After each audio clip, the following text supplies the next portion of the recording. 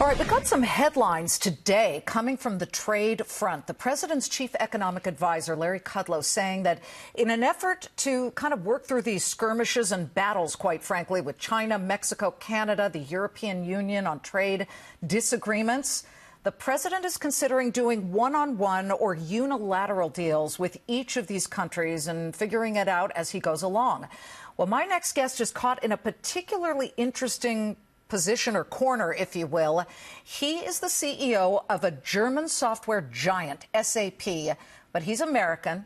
He's got a great story. He grew up the son of a teenage mother, grew up in poverty, and he became the CEO of one of the biggest companies in the world. So let's welcome SAP CEO Bill McDermott in a Fox Business exclusive from Florida, where you guys have a bunch of news, and I want to get to that in a minute. But you also rooted for the Philadelphia Eagles because, of course, SAP's American headquarters is in Pennsylvania. What do you make of this whole drama? The president, of course, kind of shifted his party and disinvited the Eagles after the Eagles, he says, pulled kind of a fast one on him and decided not to really show up in force. What do you make of all of this? Well, first of all, I'm a Jets fan, so it was very easy to root for the Eagles, Liz, for the Super Bowl. Let's be clear on that. And Howie Roseman's a great friend, and we've done a lot with the Eagles, with Autism at Work, and of course, they're in our hometown, Philadelphia, where we are located in Newtown Square. So we have great friendship with the Eagles. And look, I think we should abide by the principles of respecting that flag. I always have, and I've always stood for it. But choice has to be there in America. That's what makes America America. So if the Eagles want to come to Orlando, we'll give them a hero's welcome here. We got 35,000 of my closest friends in this convention center, and it's really exciting. Well, trade is certainly making the business landscape exciting, if not uncertain. From your perspective, and we've been telling our viewers what makes your position so interesting is that you are part of the European Union, at least your company is, of course, SAP, based in Germany, and yet you also do global business with millions and millions of customers on customer relations software, and you're also expanding. So Sure. What has it been like knowing that there's so much tension between the European Union and the United States, and of course all the other countries in which you do business? Well, you know, we've been at the epicenter of business in the world for 4.5 decades. And fortunately, we're very blessed because I have the chance to work with prime ministers, chancellors, and even presidents from all over the world on how to conduct trade, how to be a free trader, and how to have fair trade. In fact, I also had the pleasure of participating in Davos with President Trump and many leaders from the EU that were CEOs of companies that are also my customers. So we're pretty familiar with the issues. And the most important thing from an SAP perspective is when there's change, there's uncertainty, there's rule shifts. We generally do very well in an environment of unpredictability because our software accommodates that change. We saw this with the financial crisis. We saw this with the crisis in Greece. And obviously, we saw this with Brexit.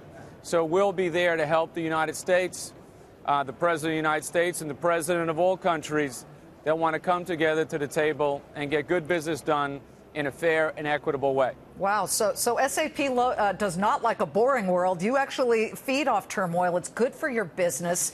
As we look at the stock is up 5-6% over the past year. I find it really interesting, though, the competitive landscape.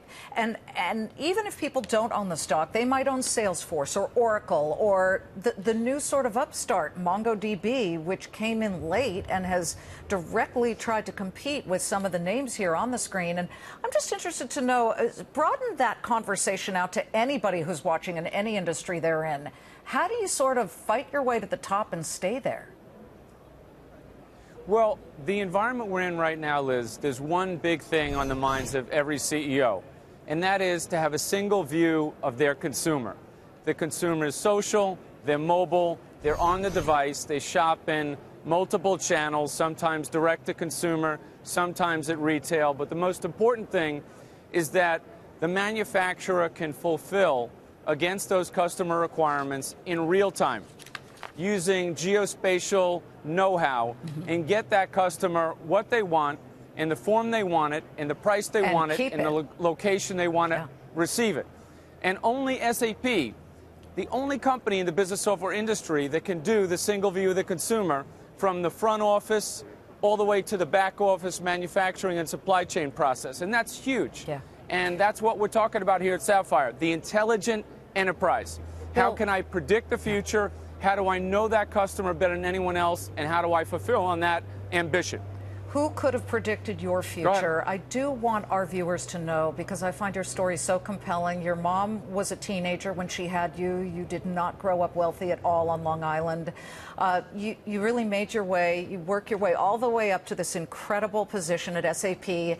And then you suffer an accident. Our viewers may not know why you're wearing dark glasses. You were blinded in an accident, 3 years ago. What is it about you that keeps you so optimistic and continue moving forward and just believing that everything happens for a reason? Oh, absolutely. I mean, look, compared to what's happened to a lot of other people, I'm an extraordinarily lucky guy. And, you know, my mom deserves all the credit. You know, in the book, Winner's Dream, that I wrote, I said everything I am and ever will be, I owe it all to you. But I also acknowledge my dad was a great dad. So I think we have so many blessings in our lives.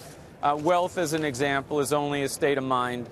I'm so lucky to work with the 91,000 women and men of SAP. We have 2.5 million people in our ecosystem, and we got 390,000 customers that care about us. And today we had over 2 million people online watching our events. So we're fired up. We're ready to go. And in my case, I'm just getting started, Liz. I am really just getting started. Bill McDermott, this is why I love having you on the program. We really appreciate your business leadership and your fairness and your thoughts about all of this. Good luck at SAP and at Sapphire at the big convention. Thank you. Thank you very much, Liz.